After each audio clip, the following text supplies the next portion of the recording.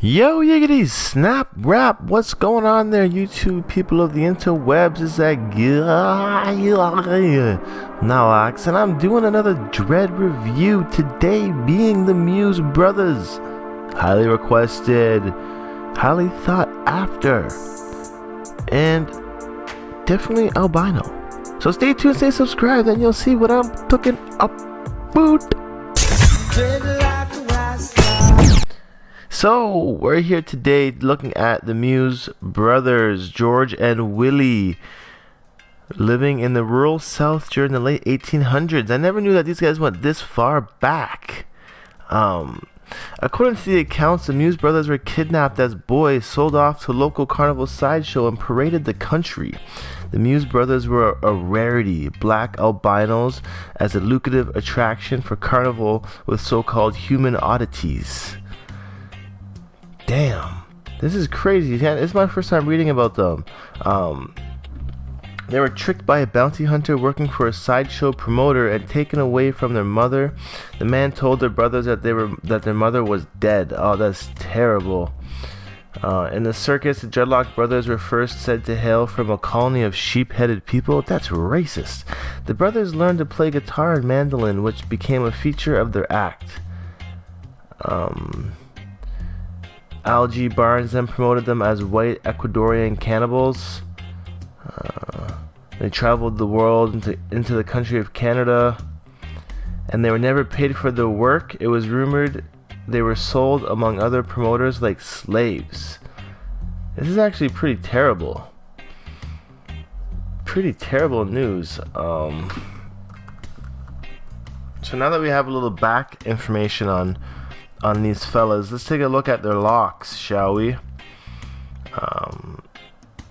Wow, these are some old school shits, man. So black albino twins with dreads.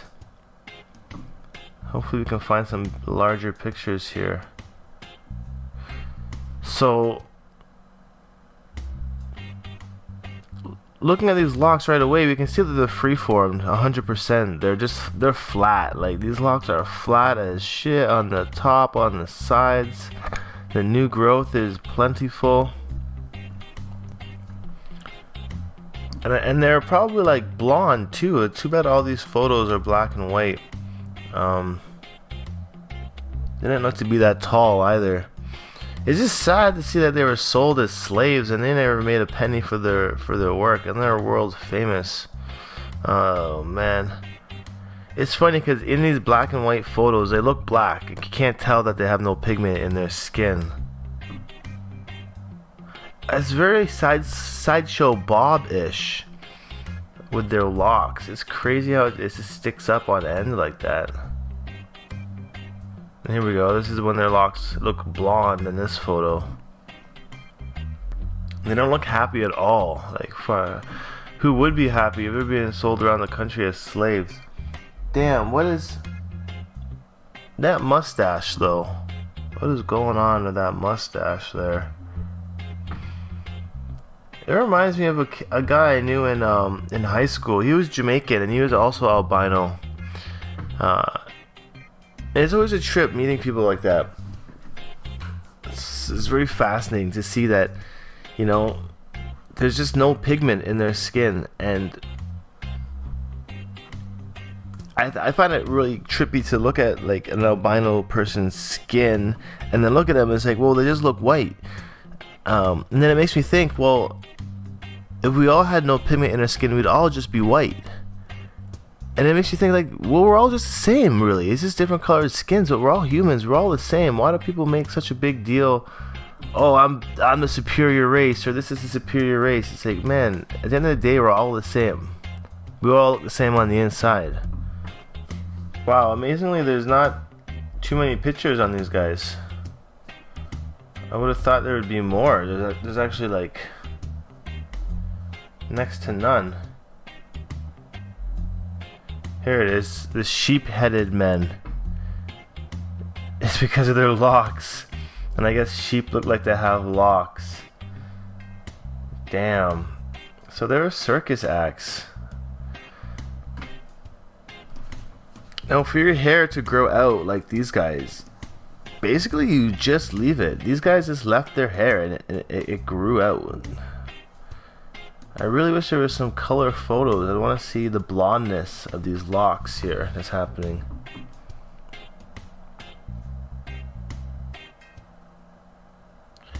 Echo and Eco. Crazy. I wonder if we can find anything else on him. Born in the 1890s, the pair were scouted by sideshow agents and kidnapped in 1899, only at 9 years old. Holy crap.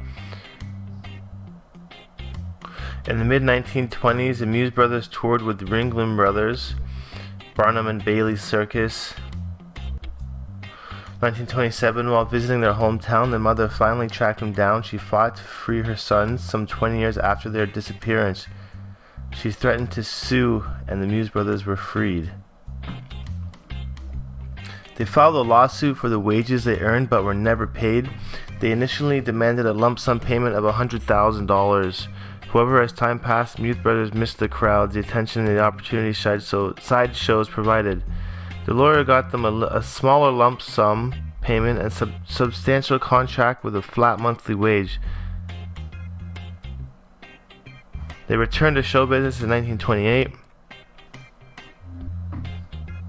During their first season back, they played Madison Square Garden, which is in Canada, Toronto, and drew over 10,000 spectators.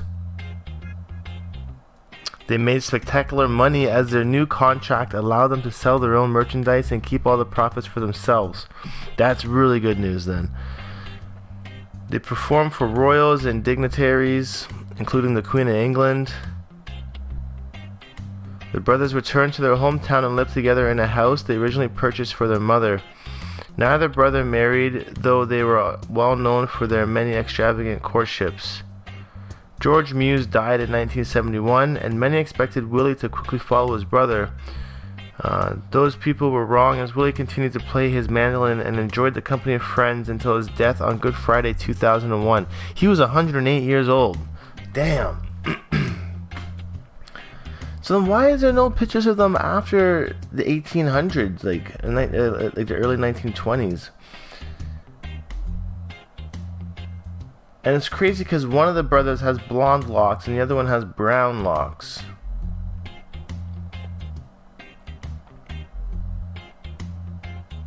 Echo and Eco. Yeah, but there's no pictures of them after. Why? I want to see him at 100 and he still had his locks. There's barely any photos to begin with here. So then that's where I'm going to end it off. That was a pretty interesting video. Thanks for the request on this one. So I'll definitely see you guys next time around on the show. Stay tuned for the Veda vlog coming out tomorrow, and also for probably another random Dread review or something or the other. Anyways, I'll talk to you guys tomorrow. I'm signing off, not Lock. Stay subscribed. I'll talk to you then. Peace. Peace.